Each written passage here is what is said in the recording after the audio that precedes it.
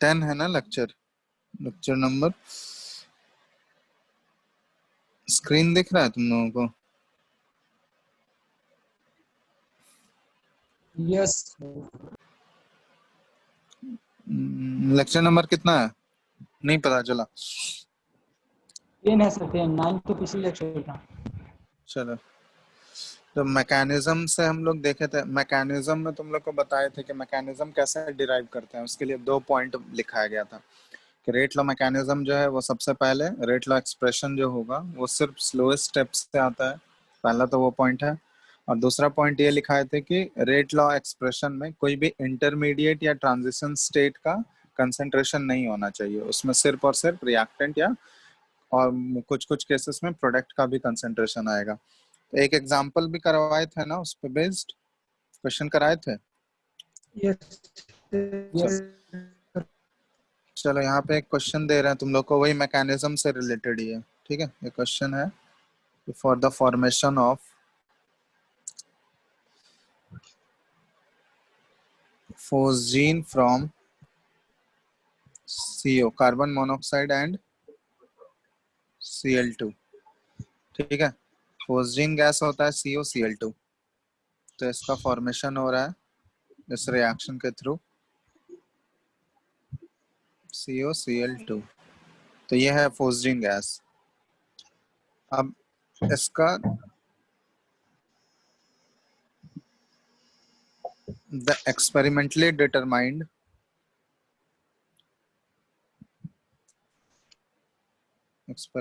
Determined rate equation is, इसका rate equation तुमको दिया हुआ है एक्सपेरिमेंटली है DCOCl2 by dt that is equal to K into concentration of CO और concentration of Cl2 पे पावर 3/2।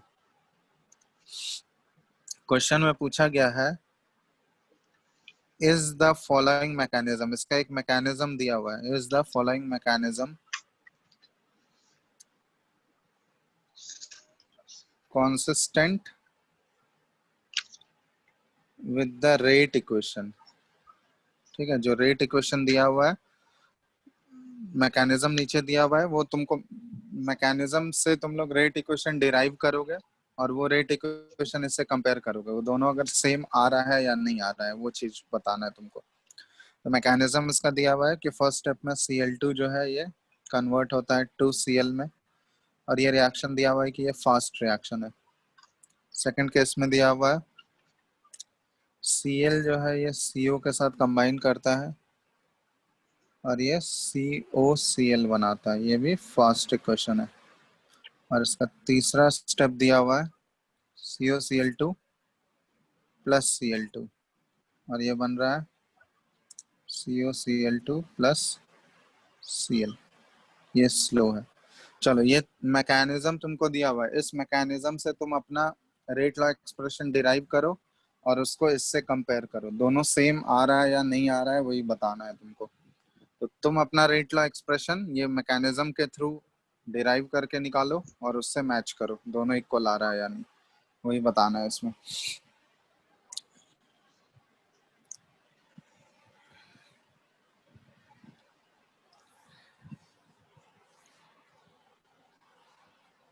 ठीक है, जो 2 पॉइंट बताए हैं रेट लॉ एक्सप्रेशन में मैकेनिज्म से रिलेटेड, वही 2 पॉइंट फॉलो करो, अपने आप आ जाएगा।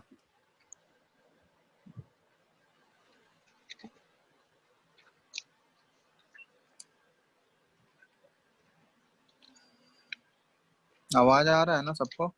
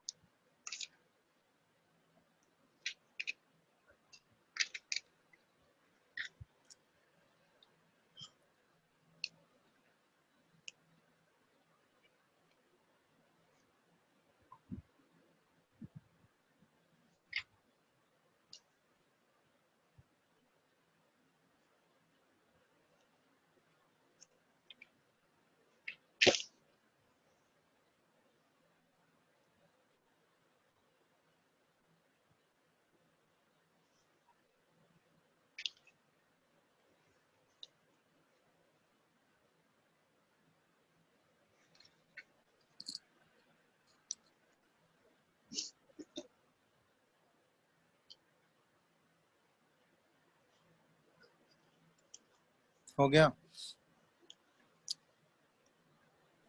No sir. हम्म, नहीं हुआ?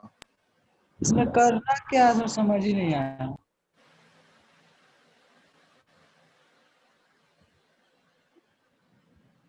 क्या समझ नहीं आ रहा है बताओ? मतलब is the flowing mechanism consistent with the rate equation, इसका मतलब जो हम लोग को रेट दिया गया है एक्सपेरिमेंटली, वो इसमें से किस में मतलब कौन से रिएक्शन से है वो बताना है। क्या बोले?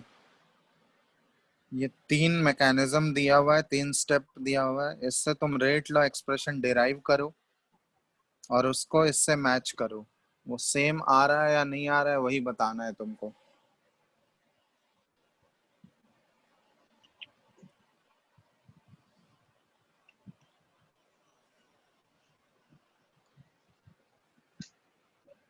चलो देखो,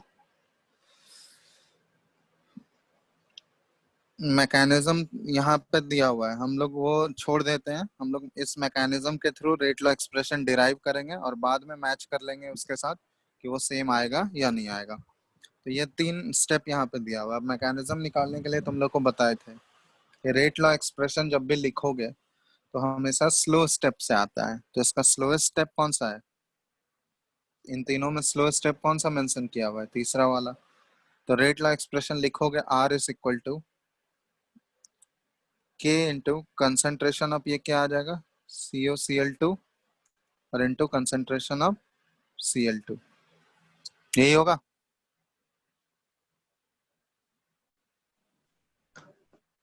हाँ सर यही होगा।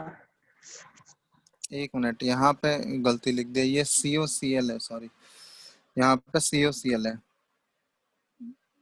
ठीक है, तभी तो ये COCl प्लस Cl2 ये कंबाइन करेगा, बैलेंस्ड फॉर्म में दिया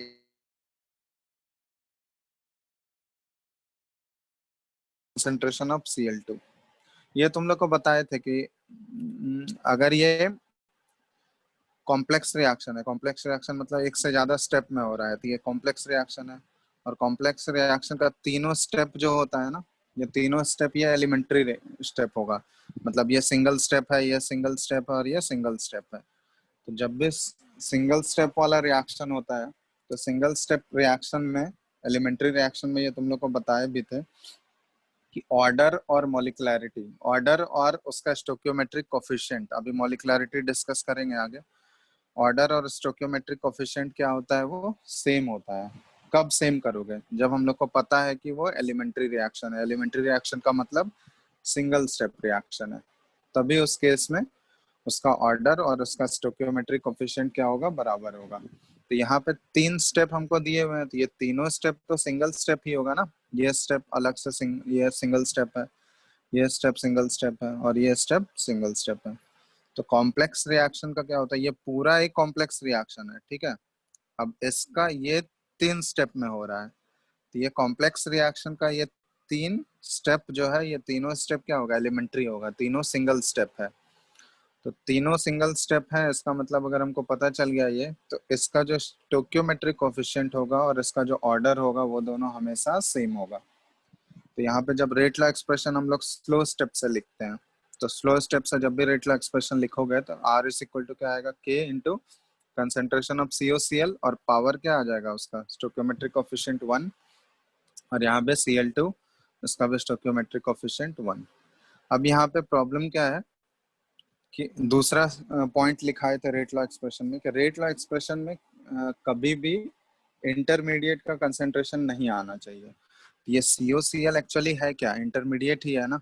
देख लो, यस। हम हमारा जो मेन रिएक्शन है ये है मेन रिएक्शन। इस मेन रिएक्शन में कहीं COCl दिख रहा है क्या तुमको? नो। नहीं। तो हमारे मेन रिएक्शन में COCl है ही नहीं, तो हमारे रेट लॉ एक्सप्रेशन में भी COCl नहीं आ सकता है। Cl2 तो आ गया, Cl2 तो ठीक है, बट COCl जो है ये एक इंटरमीडिएट है। देखो इंटरमीडिएट ये बीच में बन रहा है, तो इसको हमको एलिमिनेट करना होगा, इसको हमको रिप्लेस करना होगा।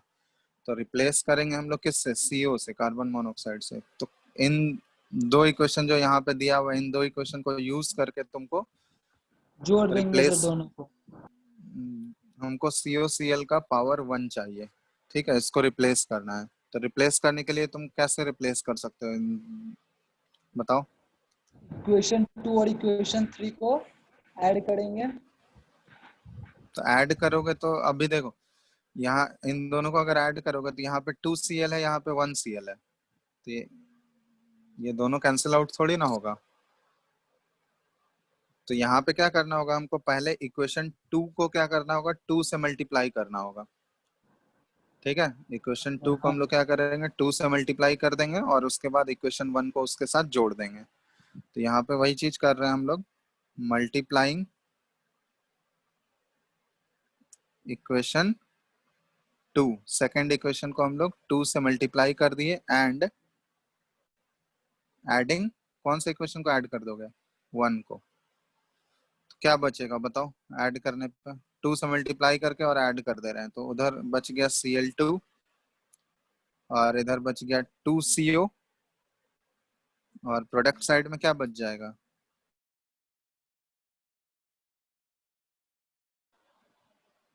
2COCl। ठीक है। अब ये एक रिवर्सिबल रिएक्शन है, तो रिवर्सिबल रिएक्शन है तो इसका कुछ ना कुछ के इक्विलिब्रियम होगा। तो रिवर्सिबल रिएक्शन के लिए के इक्विलिब्रियम हम लोग कैसे डिफाइन करते हैं, के इक्विलिब्रियम क्या आ जाएगा इसके लिए, product concentration of COCl2 power COCl 2। का बाय कंसंट्रेशन ऑफ Cl2 पे पावर 1 और कंसंट्रेशन ऑफ CO पे पावर 2। ठीक है। अब यहाँ से एक्चुअली हमको रिप्लेस किसको करना है, हमारे इक्वेशन में जो आ रहा है वो COCl पे पावर 1, इसको रिप्लेस करना है बस हमको। तो यहाँ पे अगर हम लिखें COCl है और ये स्क्वायर है इसका, ये किसके इक्वल आ जाएगा, के equilibrium into concentration of Cl2 पे पावर 1 और CO पे पावर 2। तब एक्चुअली हमको चाहिए इसका पावर 1 ही चाहिए हमको, तो इसका पावर 1 करोगे तो ये क्या आ जाएगा, अंडर रूट करना पड़ेगा हमको। तो के इक्विलिब्रियम का भी ये पावर 1/2 हो जाएगा और Cl2 पे पावर 1/2 हो गया और CO पे पावर क्या आ गया, ये 1 आ गया। ठीक है, आ रहा है समझ में। Yes sir. हेलो, तो बस इसको हाँ अब वहां इसको जाके वहां पे बस रिप्लेस कर दो। तो रिप्लेस करोगे तो क्या आ जाएगा, R इज इक्वल टू क्या आ गया, के इंटू कंसंट्रेशन ऑफ COCl की जगह क्या पुट कर सकते हैं हम लोग, के इक्विलिब्रियम पे पावर हाफ, Cl2 पे पावर 1/2 और CO पे पावर 1। और पहले से वहां क्या था, Cl2 पे पावर 1 पहले से था, फिर Cl2 पे पावर 1। तब देखो यहाँ पे R इज इक्वल टू के इंटू के इक्विलिब्रियम, ये तो कांस्टेंट ही रहेगा दोनों, तो ये कोई कांस्टेंट के डैश से रिप्लेस कर देते हैं हम लोग। ठीक है, और इधर क्या बच जाएगा, ये Cl2 पे पावर टोटल हो गया ये 3/2 हो गया ऐड होके, और CO पे पावर क्या आ गया, ये 1 हो गया।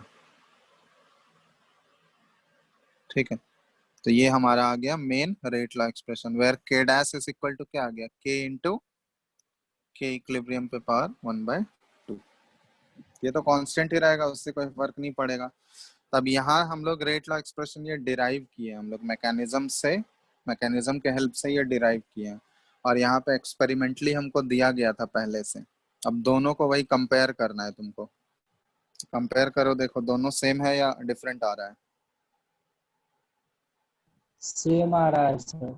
सेम आ रहा है। मतलब ये जो रेट लॉ एक्सप्रेशन जो एक्सपेरिमेंटली दिया गया है उसके बेसिस पे ये जो मैकेनिज्म फ्रेम किया गया, ये मैकेनिज्म क्या है, करेक्ट है, क्योंकि इसी मैकेनिज्म से हम लोग रेट लॉ एक्सप्रेशन डिराइव किए ना।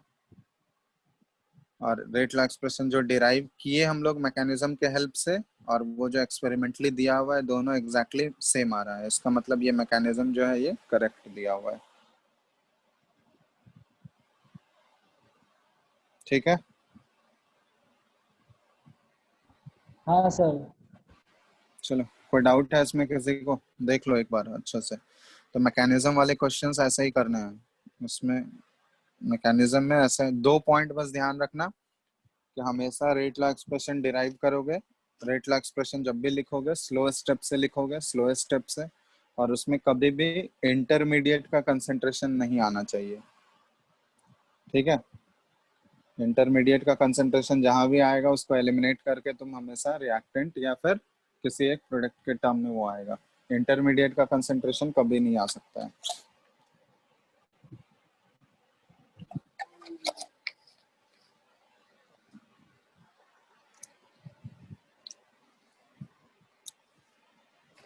ठीक है, पूछना है किसी को कुछ?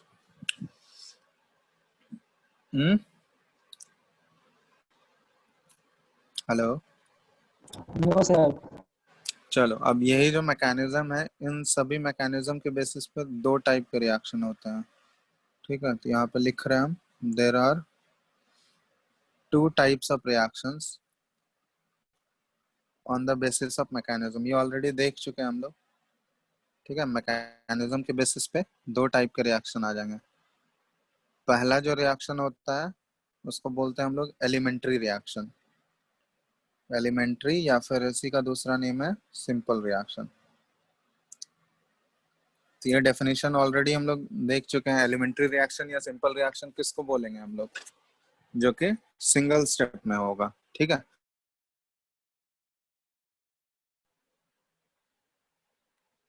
which take place in a single step without the formation of any intermediate। Single step में होगा तो उसमें कोई भी इंटरमीडिएट का फॉर्मेशन नहीं होगा। ठीक है, तो यहाँ पे उस टाइप के रिएक्शन को हम लोग बोलेंगे एलिमेंट्री रिएक्शन या फिर simple reaction. Formation of any intermediate, तो इस टाइप के रिएक्शन को हम लोग बोलते हैं एलिमेंट्री रिएक्शन या फिर सिंपल रिएक्शन। ठीक है, अब एलिमेंट्री रिएक्शन के लिए एक चीज ध्यान देना, फॉर एलिमेंट्री रिएक्शन यहाँ पे एक टर्म आता है, ऑर्डर तो पहले ही देख चुके हो। एक टर्म आता है मॉलिक्युलैरिटी। मॉलिक्युलैरिटी का मतलब क्या हुआ? एलिमेंट्री रिएक्शन के लिए मॉलिक्युलैरिटी डिफाइन कैसे होता है? For elementary reaction, molecularity is defined as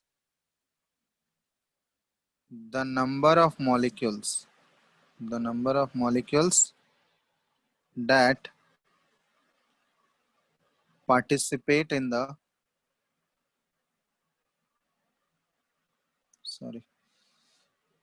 the number of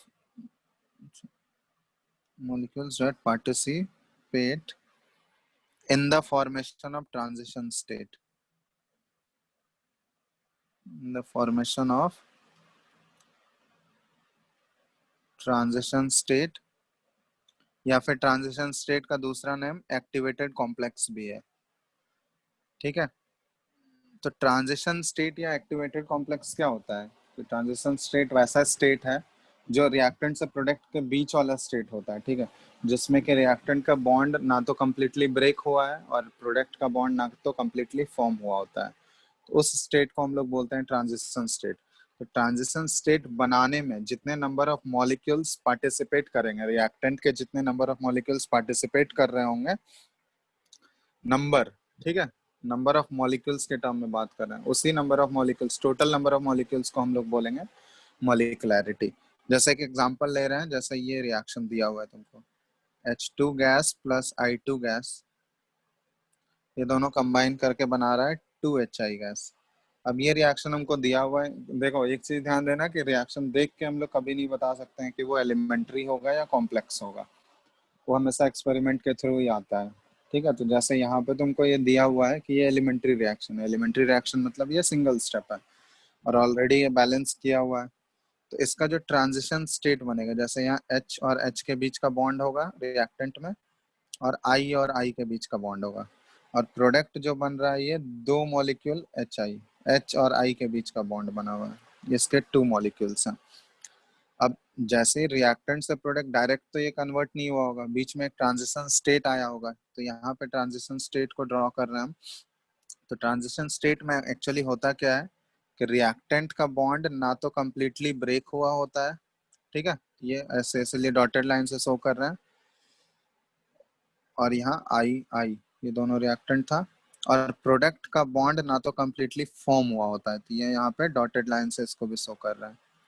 तो ये कुछ इस टाइप का ट्रांजिशन स्टेट में कुछ इस टाइप का कंडीशन होगा। ठीक है, दोनों बॉन्ड जो होगा वो डॉटेड लाइन से शो कर रहा है, मतलब पार्शियली वो ना तो पूरा पूरा ब्रेक हुआ है रिएक्टेंट का बॉन्ड, ना प्रोडक्ट का बॉन्ड पूरा पूरा फॉर्म हुआ है। तो इसको हम लोग ट्रांजिशन स्टेट बोलते हैं। ठीक है, ट्रांजिशन स्टेट, या फिर इसी का दूसरा नेम है एक्टिवेटेड कॉम्प्लेक्स। तो इसी ट्रांजिशन स्टेट में तुम देखोगे टोटल नंबर ऑफ मॉलिक्यूल्स जितने पार्टिसिपेट कर रहे हैं, उसी number total number of molecules को हम लोग बोलते हैं मॉलिक्युलैरिटी बोलते हैं। तो कितने टोटल नंबर ऑफ मॉलिक्यूल्स यहाँ पे पार्टिसिपेट कर रहे हैं बताओ तो? तो 2। H2 का एक मॉलिक्यूल है और I2 का एक मॉलिक्यूल है, दोनों का 1 1 ही तो है ना, एक एक मॉलिक्यूल ही पार्टिसिपेट कर रहा है ट्रांजिशन स्टेट बनाने में। तो जितने नंबर ऑफ मॉलिक्यूल्स पार्टिसिपेट करेंगे ट्रांजिशन स्टेट के फॉर्मेशन में, तो उसी नंबर ऑफ मॉलिक्यूल्स को हम लोग टोटल काउंट करोगे, और जितना आएगा काउंट करने पे उसी को हम लोग क्या बोल देते हैं, मॉलिक्युलैरिटी। ठीक है, तो इस केस में इसका मॉलिक्युलैरिटी कितना हो गया, 2 हो गया। अब मॉलिक्युलैरिटी हमेशा ध्यान रखना, हमेशा पॉजिटिव इंटीजर ही होगा, क्योंकि कभी भी रिएक्टेंट से प्रोडक्ट में कन्वर्ट होगा तो कभी भी ये जीरो नहीं हो सकता है, क्योंकि प्रोडक्ट बन रहा है तो कभी भी कुछ ना कुछ तो रिएक्टेंट के मॉलिक्यूल्स होंगे ही ना, जीरो में प्रोडक्ट बनेगा क्या, तब तो कुछ बात ही नहीं करेंगे हम लोग। तो यस सर। मॉलिक्युलैरिटी इज ऑलवेज, ये ध्यान देना, ऑलवेज ए पॉजिटिव इंटीजर। ठीक है, पॉजिटिव इंटीजर हमेशा ये पॉजिटिव वैल्यू होगा, जीरो या नेगेटिव नहीं हो सकता। लेकिन ऑर्डर में हम लोग क्या देखे थे कि ऑर्डर जो है वो पॉजिटिव भी हो सकता है, नेगेटिव भी हो सकता है, फ्रैक्शन में भी आ सकता है। ठीक है, जीरो भी हो सकता है, तो ऑर्डर कुछ भी हो सकता है, बट मॉलिक्युलैरिटी का वैल्यू हमेशा पॉजिटिव इंटीजर होगा। ठीक है, ये चीज ध्यान देना। और मॉलिक्युलैरिटी अगर 1 हो गया, ठीक है, ये मॉलिक्युलैरिटी के टर्म में हम लोग बात कर रहे हैं, तो किसी भी रिएक्शन में अगर देखोगे मॉलिक्युलैरिटी अगर 1 है तो उसको हम लोग यूनिमॉलिक्युलर बोलते हैं। मॉलिक्युलैरिटी अगर मान लो 1 आ गया तो इस टाइप के रिएक्शन को हम लोग क्या बोलेंगे, यूनिमॉलिक्युलर। मॉलिक्युलैरिटी अगर 2 हो गया तो इसको बाय मॉलिक्युलर बोलते हैं, और मॉलिक्युलैरिटी अगर 3 हो गया तो ट्राई मॉलिक्युलर बोलेंगे। ठीक है, अब एक चीज यहाँ पे ध्यान देना कि मॉलिक्युलैरिटी जो है कभी भी जनरली 1 2 या 3, यही 3 हो सकता है, 3 से ज्यादा मॉलिक्युलैरिटी पॉसिबल नहीं है, बहुत ही रेयर होता है। ऐसा क्यों है, बता सकता है कोई? हाँ सर, या क्योंकि हाँ वो चार, कोई भी कंपाउंड चार बॉन्ड, मतलब क्या बोलते हैं उसको, अ,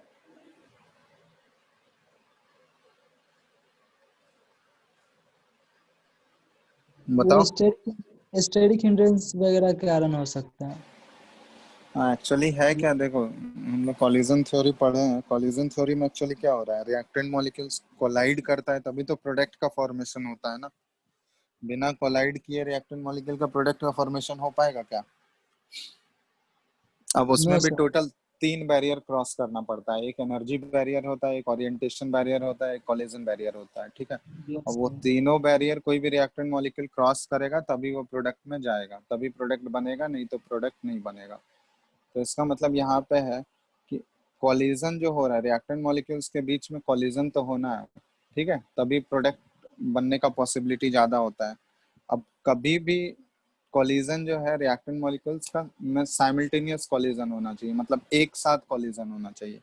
तो ये देखा गया है कि एक साथ कभी भी 3 से ज्यादा मॉलिक्यूल जो है ना, स्टेरिक हिंड्रेंस की वजह से 3 से ज्यादा मॉलिक्यूल एक साथ कभी भी कोलाइड नहीं कर सकते हैं। ठीक है, इसलिए मैक्सिमम देखा गया है कि मैक्सिमम किसी एक पर्टिकुलर टाइम पे साइमल्टेनियसली 3 ही मॉलिक्यूल, मैक्सिमम 3 ही मॉलिक्यूल कोलाइड कर सकते हैं एक टाइम पे।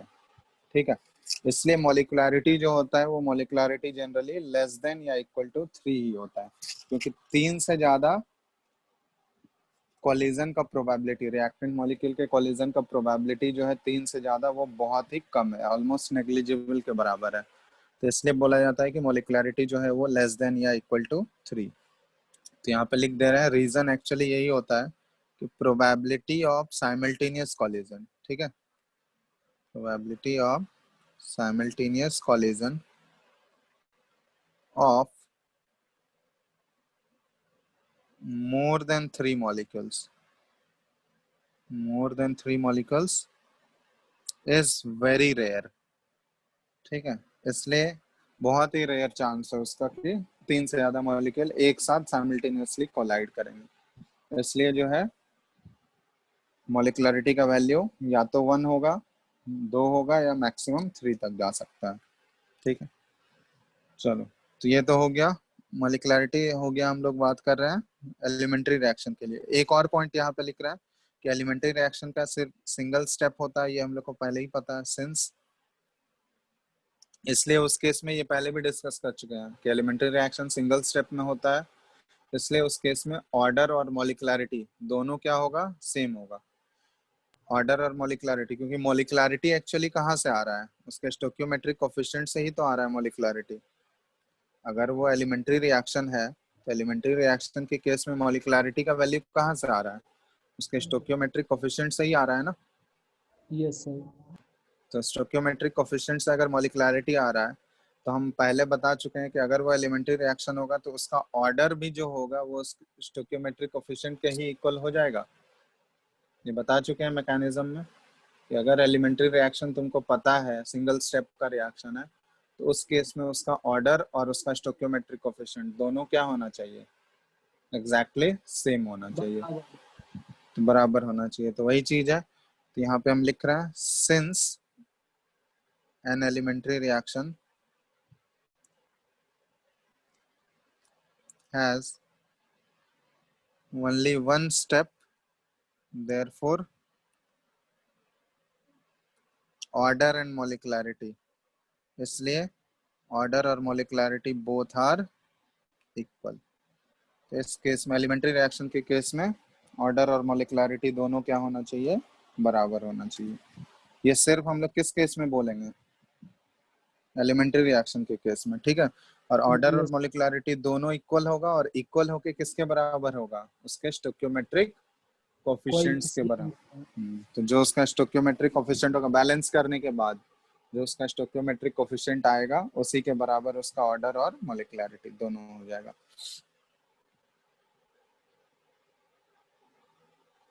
ठीक है, तो ये तो बात हो गया एलिमेंट्री रिएक्शंस के लिए। एलिमेंट्री रिएक्शन मतलब सिंगल स्टेप वाले रिएक्शंस के केस में हम लोग बात कर रहे हैं। चलो, तो नेक्स्ट है, तुम लोग का स्कूल खुलने का आया क्या कुछ नोटिफिकेशन?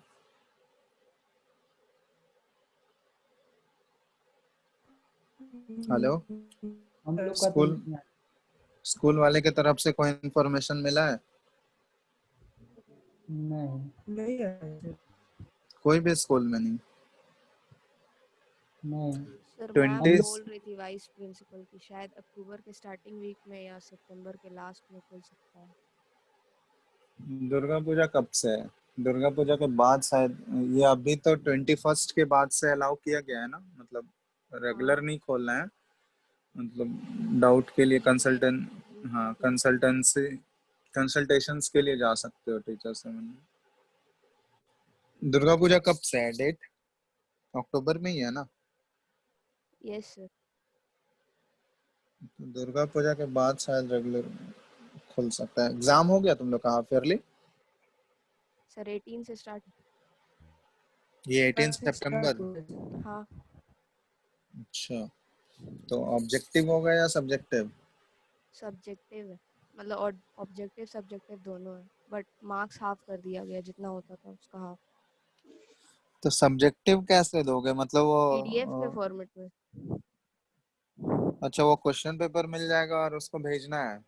हाँ पीडीएफ के फॉर्मेट में बना के टीचर के ईमेल आईडी पे भेजना। तो ये कौन सा एग्जाम हुआ, तो सब बना के दे देगा? Yes sir. फॉर्मेलिटी है सर। तो ये कोई एग्जाम हुआ फिर? ये तो असाइनमेंट की तरह हो गया। तो इससे अच्छा यस। ऑब्जेक्टिव ही ले लेता। ऑब्जेक्टिव तो होगा ही कुछ मार्क्स का। हाँ मत ऑब्जेक्टिव है। वो टाइम लिमिट दिया जाएगा या कभी भी दे सकते हो? टाइम लिमिट है 8 to 10। 1 घंटे के अंदर? 8 to 10। अच्छा, और 2 घंटे हाँ में? और 1 घंटा पीडीएफ बनाने के लिए। अच्छा, चलो ठीक है, सारे सब्जेक्ट्स का मतलब एक वीक पूरा होगा ना एग्जाम, या एक ही हाँ दिन में 30 सारा हो जाए? सितंबर, नहीं नहीं 30 सितंबर तक चलेगा, एक एक दिन का। अच्छा, तो अक्टूबर फर्स्ट वीक में बोला गया है खुलने का। हाँ वाइस हम्म। प्रिंसिपल बस नोटिस दी थी, मतलब टीचर्स कंफर्म नहीं किए हैं, बस नोटिस ऊपर से आया कि खुल सकता है, खुल ऐसा कोई सकता है नहीं। है। तो तुम लोग आओगे वापस कि नहीं, क्योंकि घर पे ही रहना है अभी?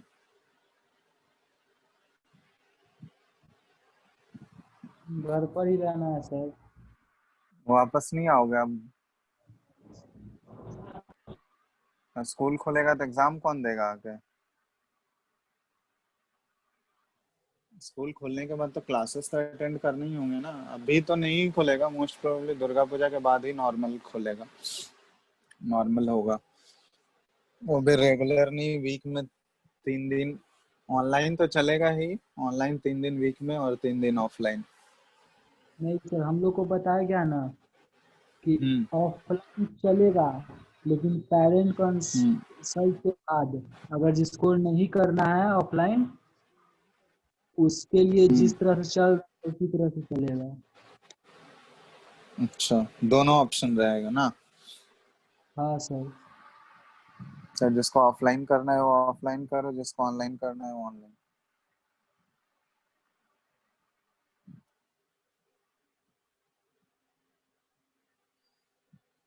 पढ़ाई लिखाई हो रहा है कि नहीं तुम लोग का? टेस्ट दे रहे हो यहाँ का रेगुलर? हाँ सर। कैसा रहता है? बन जाता है, क्वेश्चन बन जाता है सर।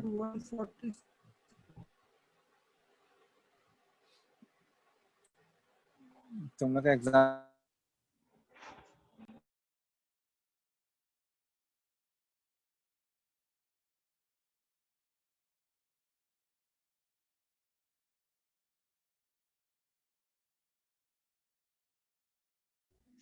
अभी तो सर आवाज नहीं आ रहा है, या कुछ बोल ही नहीं रहे हैं।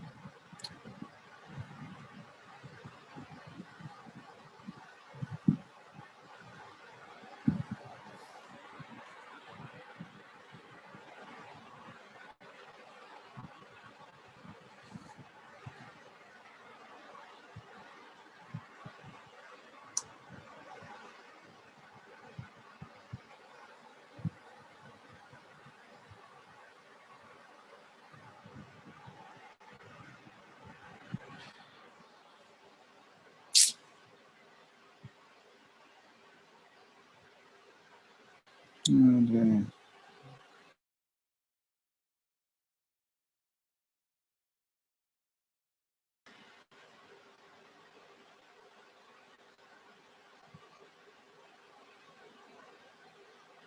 हेलो, आवाज आ रहा है क्या? अब आवाज आ रहा है सर। ये कौन आ गया दूसरा स्मार्ट प्रो एकेडमी? ये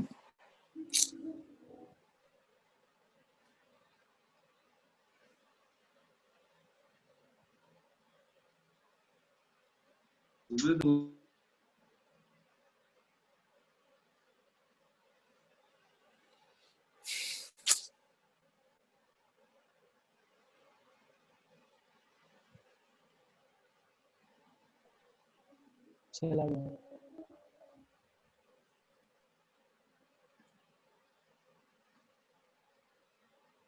होस्ट शेयर करो रोहित, शिफ्ट करो होस्ट। करते हैं सर।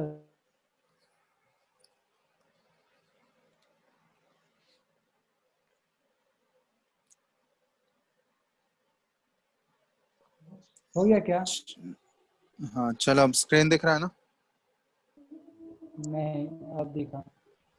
हम्म, चलो, तो ये हम लोग एलिमेंट्री रिएक्शन के केस में देख रहे थे। Elementary reaction, next type of reaction है कॉम्प्लेक्स रिएक्शन। ठीक है, दो ही टाइप के रिएक्शन होते हैं, एक एलिमेंट्री और दूसरा कॉम्प्लेक्स। तो सेकंड है कॉम्प्लेक्स रिएक्शंस।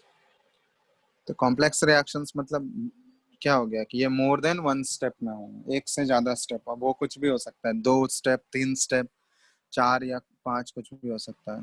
तो हम लोग यहाँ पे लिख रहे हैं reactions which take place in more than one step, उसको हम लोग बोलेंगे कॉम्प्लेक्स रिएक्शन। अब जब भी कॉम्प्लेक्स रिएक्शन होगा, एक से ज्यादा अगर स्टेप होगा, तो हमेशा ये ध्यान रखना, एक से ज्यादा स्टेप होगा मतलब जरूर बीच में कुछ ना कुछ एक मिनिमम इंटरमीडिएट बनेगा ही बनेगा। ठीक है, तो यहाँ पे हम लोग लिख सकते हैं कि there must be an intermediate. ठीक है, मान लेते हैं हम कि सबसे मिनिमम क्या 2 स्टेप होगा। तो 2 स्टेप अगर होगा, रिएक्टेंट्स अगर वो प्रोडक्ट में जा रहा होगा 2 स्टेप में, तो बीच में क्या बन रहा होगा, एक मिनिमम एक इंटरमीडिएट बन ही रहा होगा। ठीक है, तो there must be an intermediate followed by 2 transition state, followed by 2 transition state. ये ध्यान रखना, जब भी इंटरमीडिएट बनेगा तो इंटरमीडिएट से पहले एक ट्रांजिशन स्टेट होगा और इंटरमीडिएट के बाद एक ट्रांजिशन स्टेट होगा। तो एक इंटरमीडिएट जो होगा, वो एक इंटरमीडिएट जहां भी होगा, तो वो जो होगा वो हमेशा 2 ट्रांजिशन स्टेट की वजह से होगा। ठीक है, जैसे यहाँ पे ग्राफिकली अगर देखना चाहें हम लोग, तो ग्राफिकली देख सकते हैं यहाँ पे। ठीक है, तो यहाँ पे हम लोग वाई एक्सिस पे ले रहे हैं एनर्जी और एक्स एक्सिस पे ले रहे हैं रिएक्शन कोऑर्डिनेट। ठीक है, तो वही एनर्जी वाला जो ग्राफ हम लोग ड्रॉ करते थे, तो ये मान लो एनर्जी ऑफ रिएक्टेंट है, ये बना बीच में एक इंटरमीडिएट बना, और ये दूसरा ट्रांजिशन स्टेट, और ये फिर यहाँ पे ये आया प्रोडक्ट। ठीक है, तो इसको कुछ ऐसे कर लेते हैं।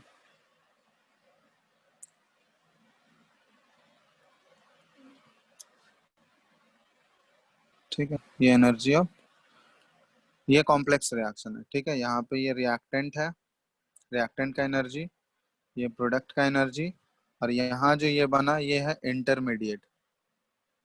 ठीक है, अब देखो, ये 2 स्टेप का रिएक्शन है, एक इंटरमीडिएट बना हुआ है।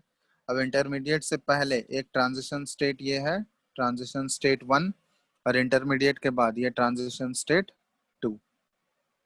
ठीक है, तो ये ध्यान रखना, एक जब भी एक इंटरमीडिएट बनेगा, वो हमेशा 2 ट्रांजिशन स्टेट से फॉलोड होगा। एक ट्रांजिशन स्टेट इंटरमीडिएट से पहले होगा, मतलब रिएक्टेंट और इंटरमीडिएट के बीच में एक ट्रांजिशन स्टेट आएगा, और दूसरा ट्रांजिशन स्टेट आएगा इंटरमीडिएट और प्रोडक्ट के बीच में।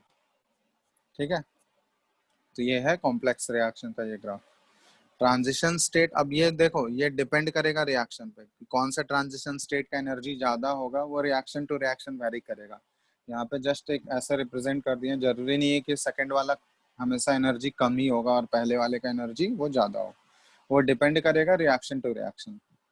तो एनर्जी जो है वो बहुत सारे फैक्टर्स पे डिपेंड करता है। थर्मोडायनेमिक्स ऑलरेडी पढ़ ही चुके हो, तो थर्मोडायनेमिक फैक्टर है एनर्जी, वो बहुत सारे डिफरेंट वहाँ पे टर्म्स होते हैं, उन सारे चीजों पे, उन सारे फैक्टर्स पे वहाँ पे डिपेंड करता है।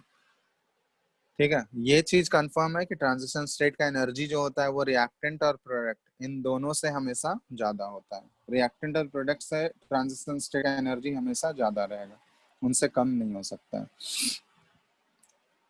तो ये है कॉम्प्लेक्स रिएक्शन का। अब कॉम्प्लेक्स सर रिएक्शन, हाँ बोलो। सर थोड़ा सा ट्रांजिशन स्टेट और इंटरमीडिएट में हमको डिफरेंस बता दीजिए तो। इंटरमीडिएट ये हुआ, इंटरमीडिएट मतलब बीच का कोई एक प्रोडक्ट जैसा बन रहा है, जैसे ये रिएक्शन हम लोग किए थे ना, इंटरमीडिएट ये हुआ, जैसे बीच में जैसे Cl2 गया, पहले एक इंटरमीडिएट ये Cl हो गया, हाँ फिर ये Cl COCl में कन्वर्ट हुआ, ये दूसरा इंटरमीडिएट हुआ, क्योंकि हमारा रिएक्टेंट है CO और Cl2 और प्रोडक्ट है COCl2। अब डायरेक्ट प्रोडक्ट थोड़ी ना मिल रहा है यहाँ हमको, पहले नहीं Cl बन रहा है एक स्टेप में, दूसरे स्टेप में COCl बन रहा है। तो ये Cl और COCl ये दोनों क्या हो गया, इंटरमीडिएट हो गया। ठीक है। हाँ ट्रांजिशन स्टेट क्या होता है, ट्रांजिशन स्टेट को हम लोग आइसोलेट नहीं कर सकते हैं। जैसे ट्रांजिशन स्टेट ये हुआ, ट्रांजिशन स्टेट मतलब जैसे रिएक्टेंट और प्रोडक्ट, जैसे रिएक्टेंट के बाद जो प्रोडक्ट बन रहा होगा, अगर वो सिंगल स्टेप है तो रिएक्टेंट से डायरेक्ट प्रोडक्ट मिलेगा। तो डायरेक्ट प्रोडक्ट मिलेगा तो रिएक्टेंट और प्रोडक्ट के बीच वाला जो एक स्टेट होता है जिसमें कि रिएक्टेंट का बॉन्ड ना तो पूरा पूरा कंप्लीटली ब्रेक हुआ है, ना प्रोडक्ट का पूरा पूरा फॉर्म हुआ है, तो उसको हम लोग बोलते हैं ट्रांजिशन स्टेट। इसको आइसोलेट नहीं किया जा सकता, इसको हम लोग अलग नहीं कर सकते हैं। ये बहुत ही अनस्टेबल होता है, ये तुरंत प्रोडक्ट में कन्वर्ट हो जाएगा। समझ में आ रहा है? हाँ सर, अब थोड़ा थोड़ा क्लियर हो गया। इंटरमीडिएट क्या है, इंटरमीडिएट जो रिएक्टेंट से प्रोडक्ट, इंटरमीडिएट हमेशा कॉम्प्लेक्स रिएक्शन में ही आएगा, एलिमेंट्री रिएक्शन में इंटरमीडिएट की कोई बात नहीं होगी। एलिमेंट्री रिएक्शन तो सिंगल स्टेप होता है, उसमें डायरेक्ट रिएक्टेंट से प्रोडक्ट जाएगा। कॉम्प्लेक्स रिएक्शन में ही इंटरमीडिएट आएगा ना, कि बीच का कोई कंपाउंड बन गया, अब वो कंपाउंड फिर कन्वर्ट हुआ प्रोडक्ट में। समझ में आ रहा है? यस तो सर। ये है कॉम्प्लेक्स रिएक्शन। तब यहाँ पे एक चीज ध्यान देना कि फॉर कॉम्प्लेक्स रिएक्शन,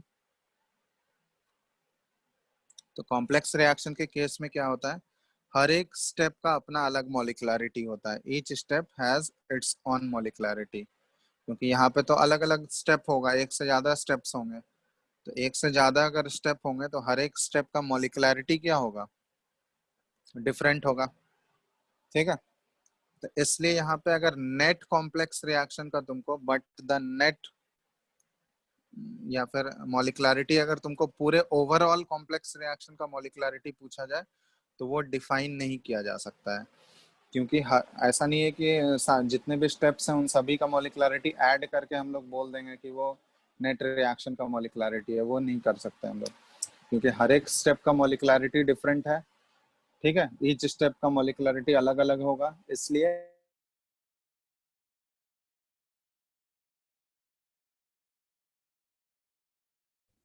आवाज नहीं आ रहा है सर।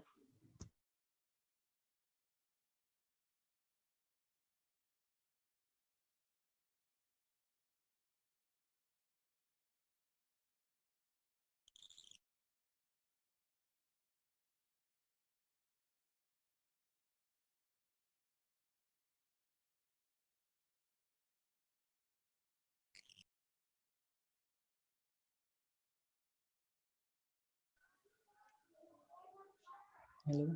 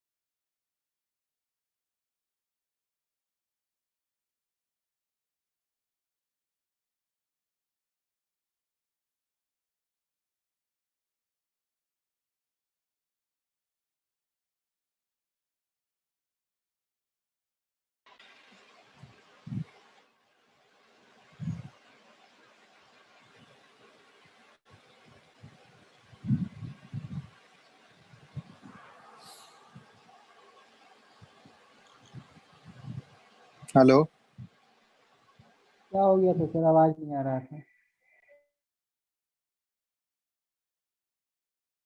हेलो। स्पीड लगता चला गया। अरे तीन तीन स्मार्ट प्लेट। कौन बार बार इंटरफेयर कर दे रहे हैं?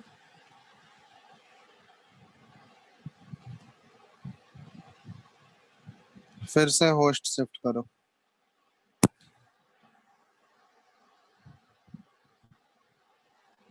सर दो दो स्मार्ट प्लेट है, किस पे करें? सबसे ऊपर वाला जो है।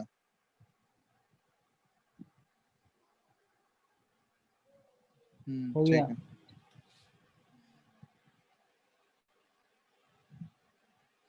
है। आ रहा है अभी आवाज? आवाज आ रहा है। चलो, दिख रहा है ना screen?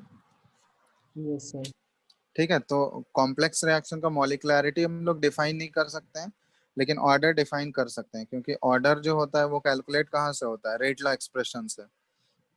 Always calculated from rate law expression. ये ऑलरेडी हम लोग देख चुके हैं ना, ऊपर ऊपर वाला जो एक क्वेश्चन अभी किए थे हम लोग, वो कॉम्प्लेक्स रिएक्शन के लिए ही तो ऑर्डर निकाले थे हम लोग।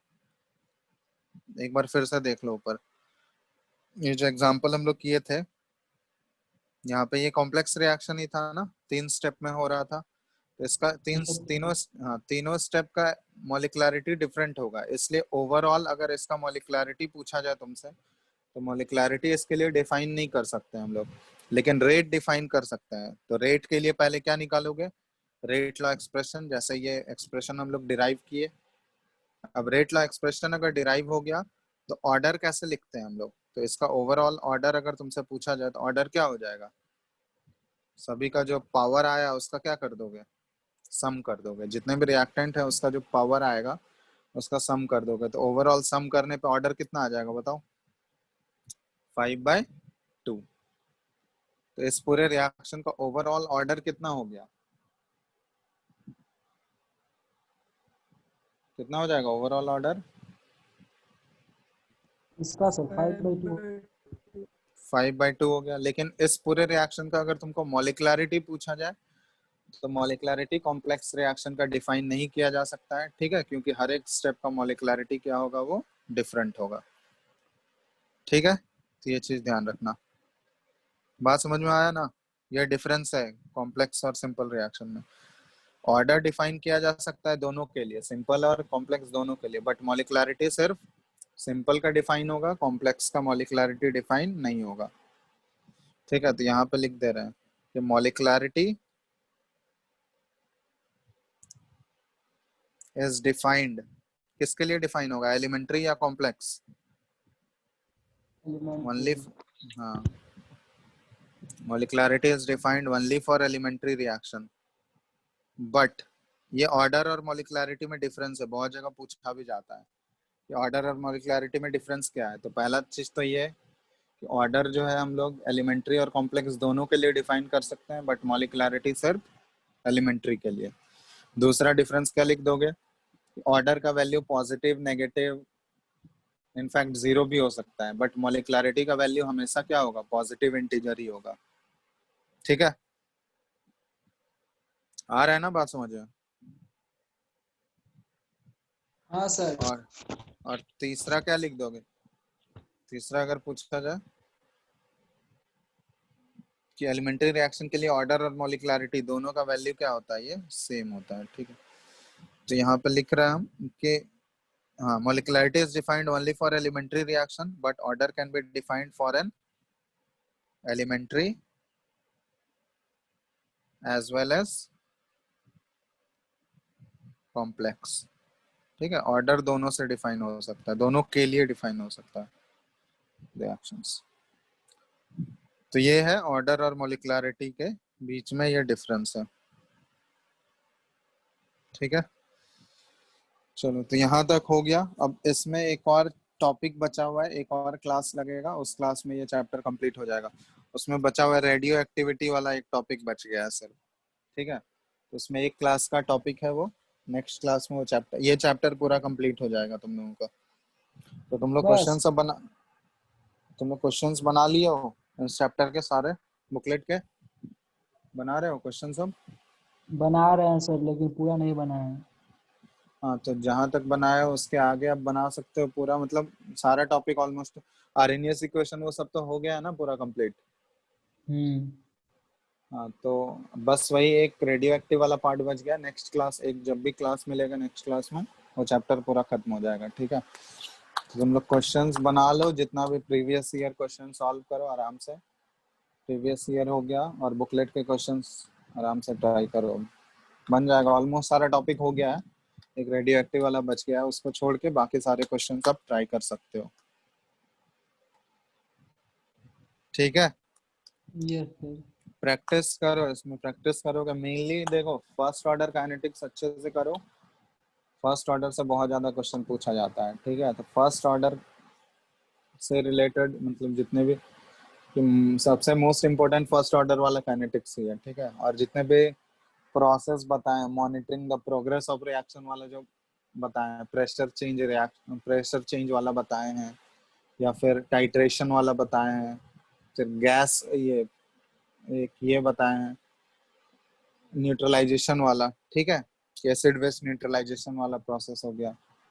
फिर इनिशियल रेट मेथड बताए हैं, हाफ लाइफ मेथड बताए, तो वो सारा method important.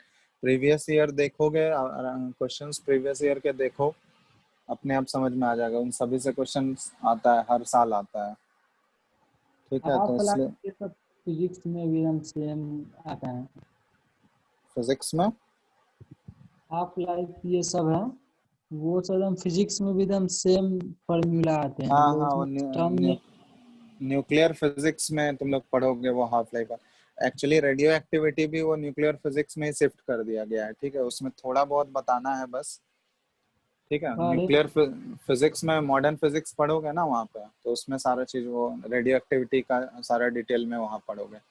Alpha nuclear fission, nuclear fusion, हाँ, अल्फा डीके, बीटा डीके, वहाँ पे पढ़ोगे डिटेल। सेम तरह का था। तो वो सारा चीज वहाँ पे आएगा, ठीक है। वो सिर्फ रेडियो एक्टिविटी वाला पोर्शन है वहाँ पे, ये सारा चीज फिजिक्स में तुमको उधर नहीं मिलेगा, ठीक है। ठीक है सर। क्वेश्चंस क्वेश्चंस बनाओ तुम लोग, क्वेश्चंस प्रैक्टिस करो, जो भी क्वेश्चन होगा डाउट ग्रुप में डालो, या फिर नेक्स्ट क्लास में पूछना, ठीक है। नेक्स्ट क्लास में ये चैप्टर हो जाएगा खत्म, इसलिए बना लो क्वेश्चंस। उसके बाद कौन सा चैप्टर चालू करिएगा सर? उसके बाद तुम लोग का ये सरफेस केमिस्ट्री स्टार्ट होगा, ठीक है। ठीक। सरफेस केमिस्ट्री में न्यूमेरिकल नहीं है, वो पूरा थ्योरेटिकल चैप्टर है। तो उसमें बस रीडिंग मारना है तुम लोग को। एनसीईआरटी अच्छे से रीडिंग मार लोगे उतना इनफ है। एनसीईआरटी और बुकलेट के क्वेश्चन सारे बना लो, बुकलेट और प्रीवियस ईयर। तो उसमें कोई दिक्कत नहीं है, सरफेस केमिस्ट्री में कोई भी न्यूमेरिकल नहीं है, ठीक है। उसमें सिर्फ थ्योरेटिकल चैप्टर है, तो उसमें सिर्फ एनसीईआरटी अच्छे से रीडिंग मार के जो नोट्स लिखाएंगे वो एनसीईआरटी, उसके बाद डायरेक्ट क्वेश्चन अटेम्प्ट करोगे, ठीक है। तो जस्ट ठीक है। वो पूरा थ्योरेटिकल चैप्टर है, इनऑर्गेनिक के तरह ही है, मतलब प्योरली इनऑर्गेनिक नहीं है, फिजिकल का ही चैप्टर है, बट उसमें कोई भी कैलकुलेशन वाला चीज नहीं है, न्यूमेरिकल्स नहीं है। न्यूमेरिकल वाला तुम लोग का यही ये बच सॉलिड स्टेट बचा हुआ है ना तुम लोग का सिर्फ, और इलेक्ट्रोकेमिस्ट्री हुआ सॉलिड है क्या? स्टेट हो हम लोग का हो गया। इलेक्ट्रोकेमिस्ट्री नहीं हुआ है। हम लोग का अच्छा, हो गया। सॉलिड स्टेट हो गया तुम लोगों का। हाँ, सॉलिड इलेक्ट्रो का, स्टेट हो गया। अच्छा। तो पहले इलेक्ट्रोकेमिस्ट्री पढ़ाना है या सरफेस केमिस्ट्री बताओ? सरफेस केमिस्ट्री पढ़ाएगा सर, हम लोग भी पढ़ लेंगे। सरफेस केमिस्ट्री, हाँ सर। चलो ठीक है। सरफेस केमिस्ट्री ज़्यादा टाइम नहीं लगेगा, 4-5 क्लास लगेगा, खत्म हो जाएगा। उससे ठीक भी है कम, सर। 4 क्लास मिनिमम लगेंगे। चलो ठीक है, इसके क्वेश्चंस बना लो तुम लोग, आगे नेक्स्ट क्लास में करते हैं, ठीक है। ठीक है सर। चलो चलो फिर एंड कर रहे हैं।